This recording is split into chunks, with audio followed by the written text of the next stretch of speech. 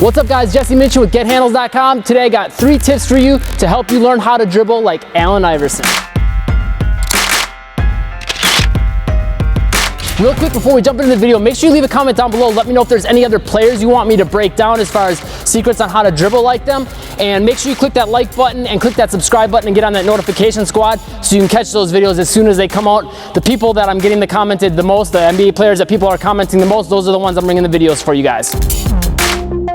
All right, secret number 1 is actually something I covered in the How to Dribble Like Kyrie Irving video. If you haven't, you can click this link right here to check that one out, or I'll have it pinned to the top in the comments down below so you can check it out down there too.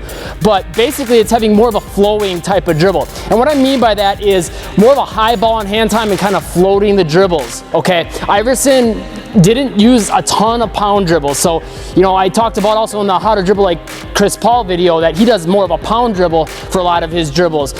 So there's different ways to approach it, and you just kind of have to play around with these different, types of dribbling and see what works best for you, but also work on all of these things, because the more things you have in your arsenal, the better. Just to get into more detail as far as what the flowing dribble is basically just having a high ball in hand time and kind of floating it.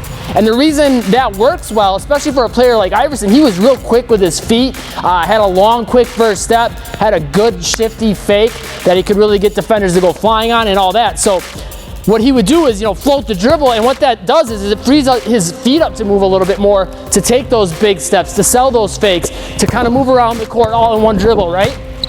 He can take advantage of his athleticism and his legs a little bit more by doing that, okay? And then on top of that, when the basketball is floating and you have it in your hand for a long period of time, even sometimes if you watch him, like a lot of coaches say, never dribble above hip height, but he would bring the ball pretty much to shoulder height quite often. And what that would do is, your coach might say, okay, well, a defender can get in there and steal the basketball, but if you think about it, if that's freeing his feet up to move it, and a defender tries to come in and jump in on the ball, you could step through to protect it, or you can move it behind the back. So just because you're dribbling up high doesn't mean you don't have protection, or you can't, you're gonna get the ball stolen, or you can't create on the court. You definitely can if you're smart about it. So using that flowing dribble to free up your feet to move, and use some ball movement to keep the ball protected and sell your fakes.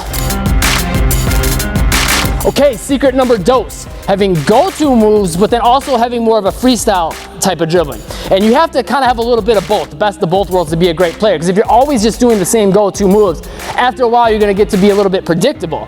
The more go-to moves you have, the better, so that keeps you unpredictable. But also being able to just kind of freestyle and kind of, react to what's happening on the court is going to help you, be more effective, because then your defender's not going to just look for those go-to moves if you're kind of also, just reacting to what's happening in the flow of the game. So some of his signature go-to moves, are pretty obvious. The Iverson cross, right? It's named right after him, selling that fake, stepping out, crossing over and going the other way. That was one he came to quite a bit. He had another one where he would dribble hard in and do like a stiff leg between the legs. He would have another snatch back between the legs from the back that he would do a lot.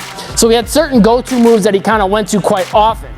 But he would also kind of have, that more off the cuff, just kind of go with the flow and see what's happening and be a little bit unpredictable, throw some half spins in there, just being all, unorthodox from time to time, and not just sticking with those certain sets of moves. So that way he has like moves, okay, when I need it I can break it out and I know I can count on it when the time is right. But then at the same time he's kind of being unpredictable and able to, take what the defense is giving him. Secret number 3 to dribble like Allen Iverson is going to be to get them leaning and read the defender, okay? So basically all that means is, you're going to like sell little fakes or, get little movements going to get the defender leaning. And what he would do, he would say this a lot, he's like, if I could get him leaning a little bit, I would know I could beat him. And basically what that means is you want to try to get your defender, like if I'm the defender, if he gets me leaning this way, then he knows he can beat me this way, right? So it's that simple. Don't overthink it. A lot of players always ask me how do I read defender? Keep it simple. Just follow their hips in their chest, just like they teach you on defense, right? Follow the offensive players, the hip in the chest. Well, when you're on offense, follow the defender's hips in their chest. And that's when you know if you have them leaning and you can beat them one way. So, selling a little fake this way, get them leaning, okay? Could even be, getting more of a running start.